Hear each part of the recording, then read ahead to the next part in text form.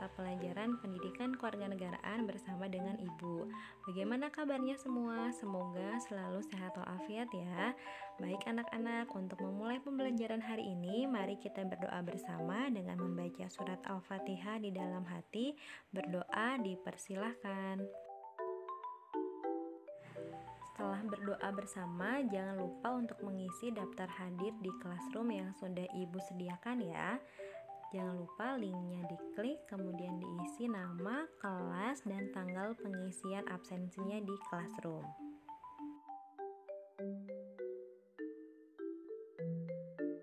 Ya, selanjutnya kita akan melihat tujuan pembelajaran apa saja yang harus dicapai oleh kalian hari ini. Tujuan pembelajaran yang pertama adalah siswa harus mampu memahami tentang permasalahan yang timbul akibat dari keberagaman. Yang kedua, kalian harus mampu memahami macam-macam konflik yang terjadi di Indonesia. Dan yang terakhir adalah kalian harus mampu memahami sikap yang harus dihindari dalam lingkungan kehidupan multikultural yang ada di Indonesia. Ya, hidup di negara yang bersifat multikultural seperti Indonesia pasti sangat beragam sekali kehidupan di dalamnya, baik itu kehidupan agamanya, kehidupan suku, ras, dan antar golongannya. Nah, itu semua yang menyebabkan berbagai macam permasalahan yang timbul.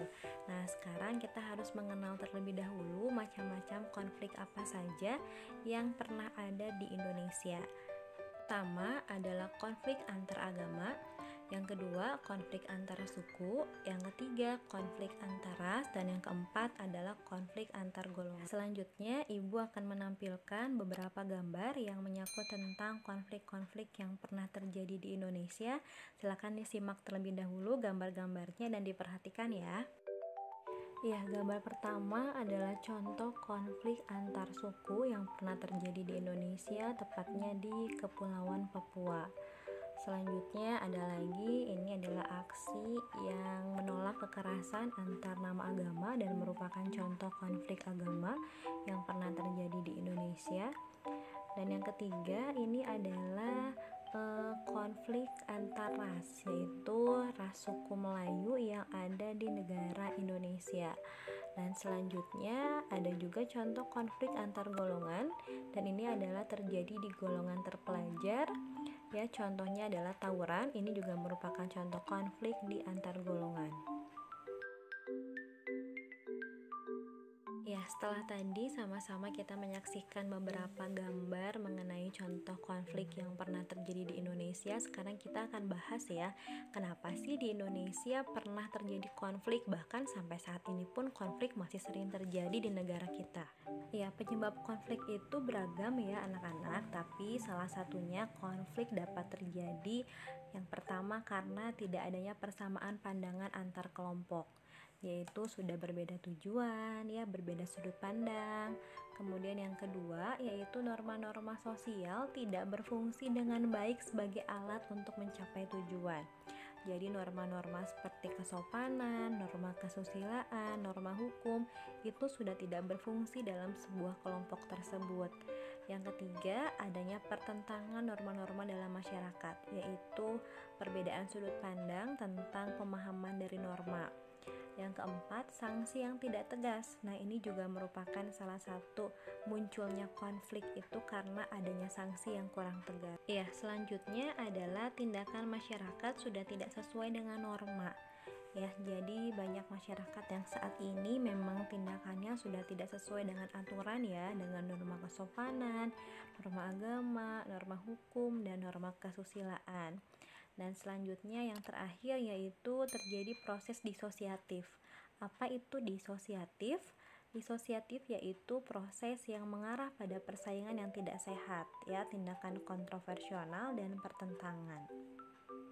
Oke, jadi ada 6 ya hal-hal yang penyebab konflik dalam masyarakat.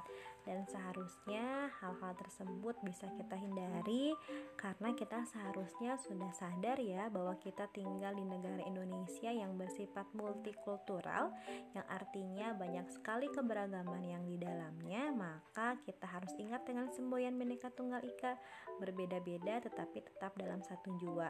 Itulah Indonesia yang kaya akan keberagamannya. Selanjutnya kita harus mengenali ya sikap atau tindakan apa saja sih yang merupakan potensi penyebab konflik sosial. Yang pertama adalah gejala menguatnya etnosentrisme kelompok. Coba masih ingat tidak ya etnosentrisme kelompok itu apa? Kita akan bahas di sini ya, apa itu etnosentrisme. Ya, etnosentrisme adalah perasaan suatu kelompok di mana kelompoknya merasa lain dengan nilai dan norma kelompoknya sendiri. Nah, sikap etnosentrisme tidak hanya terdapat dalam kelompok suku, namun juga terdapat dalam kelompok lain seperti kelompok pelajar, partai politik, pendukung tim sepak bola, dan sebagainya. Perkelahian pelajar terkadang disebabkan oleh sikap kelompoknya yang merasa lebih baik, lebih kuat dari kelompok lain. Begitupun dengan tim sepak bola ya. Nah, biasanya kalau ada pertandingan-pertandingan seperti Persib atau Persija, maka sering sekali terjadinya konflik karena yaitu para pendukungnya memiliki sikap etnosentrisme. Yang kedua adalah stereotip. Tadi kita sudah bahas bersama etnosentrisme, selanjutnya kita akan membahas apa itu stereotip.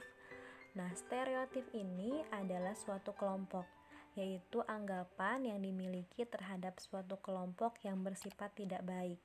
Misalnya, anggapan bahwa suatu kelompok identik dengan kekerasan, sifat suatu suku yang kasar, dan sebagainya. Stereotip ini dapat terjadi terhadap kelompok agama, suku, ras, maupun golongan, seperti geng sepeda motor, kelompok remaja tertentu, organisasi kemasyarakatan, dan sebagainya. Stereotip mengakibatkan sikap prasangka terhadap suatu kelompok sesuai dengan anggapan negatif tersebut. Jadi jelas ya, stereotip dan etnosentrisme ini adalah gejala yang harus kita hindari ya dalam kehidupan kita sehari-hari. Yang ketiga adalah hubungan antar penganut agama yang kurang harmonis. Ya, di Indonesia pernah beberapa kali terjadi yaitu aksi demonstrasi di Jakarta di gedung DPR tentang beberapa penganut agama yang kurang harmonis. Begitupun ada aksi terorisme ya yang mengatasnamakan agama tertentu sehingga menjelek-jelekan agama lain. Nah, contohnya adalah pemboman di Surabaya, itu juga mengatasnamakan sebuah agama. Kemudian yang keempat adalah hubungan antar penduduk asal dan pendukung pendatang yang kurang harmonis. Nah, ini juga merupakan potensi penyebab konflik sosial yang terjadi di Indonesia.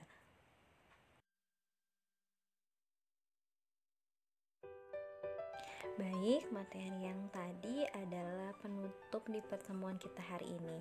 Insya Allah kita bertemu lagi minggu depan, dan ini adalah materi terakhir di bab keberagaman masyarakat Indonesia dalam bingkai Bhinneka Tunggal Ika. Insya Allah minggu depan ada ulangan harian ya. Dipersiapkan anak-anak, dibaca kembali materinya, dan kalau ada pertanyaan silahkan ditanyakan ke ibu. Kita ketemu lagi minggu depan. Terima kasih untuk hari ini, semoga bermanfaat. Assalamualaikum warahmatullahi wabarakatuh.